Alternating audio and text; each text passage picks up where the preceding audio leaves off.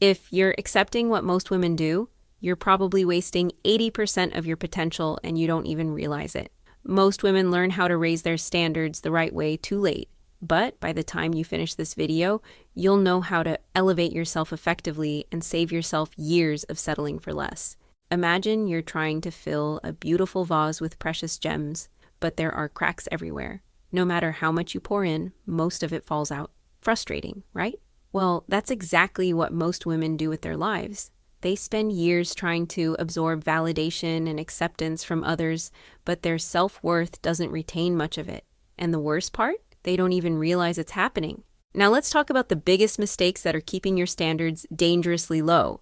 Mistake 1, accepting breadcrumbs and calling it love. Most women think that any attention is good attention, and that tolerating disrespect shows they're understanding. But here's the shocking truth. If you settle for 10% breadcrumbs today, by next year you'll regret 90% of what you tolerated. Think about it. If you keep watching the same terrible movie over and over, does that make it a masterpiece? No, you're just getting used to poor quality, and that's exactly what happens when you accept less than you deserve. Mistake 2, emergency standards. Only raising them when it's too late. Let's be real. We've all hit rock bottom at some point, staying up all night wondering where we went wrong, drinking way too much wine, and stuffing our feelings down. But crisis-driven change doesn't work long-term. Here's why. Your brain treats emergency standards like crash diets. It throws them away because it knows you don't really believe you deserve better. Here's a hard truth. The women who proactively set and maintain standards will always outperform you in relationships, career, and life satisfaction. Mistake 3, living reactively instead of proactively. Another massive mistake is living reactively, meaning you just respond to what others want without actually advocating for what you need. Imagine you want to learn how to drive. Would you sit in the passenger seat forever and expect to become an expert? Of course not. You'd never reach your destination. Yet when it comes to their lives, most women do exactly that.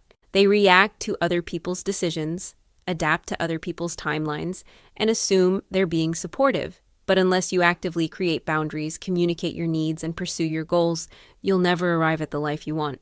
Now that you know these mistakes, how do you actually raise your standards the right way? The game-changing shift.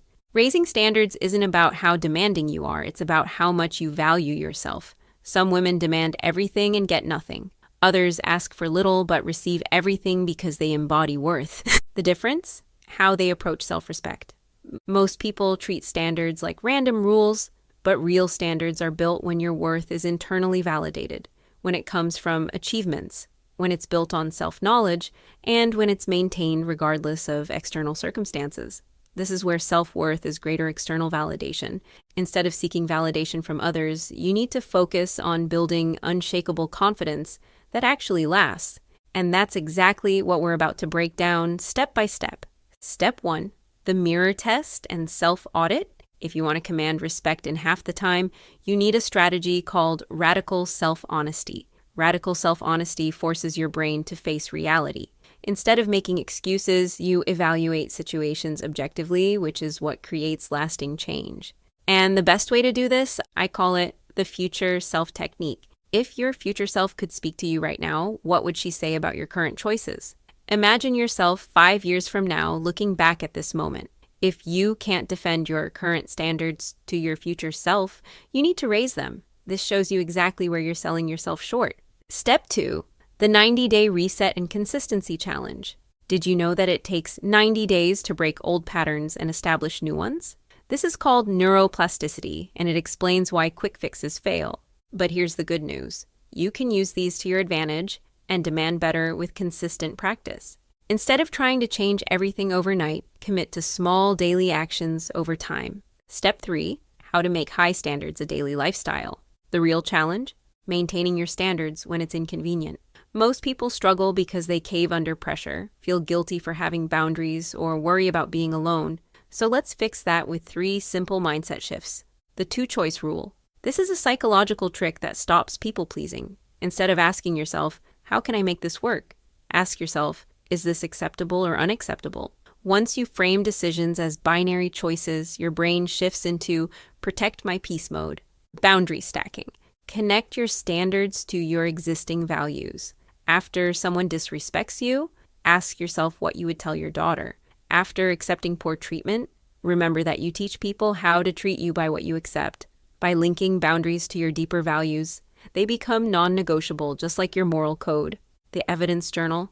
If maintaining standards feels selfish, your brain will resist.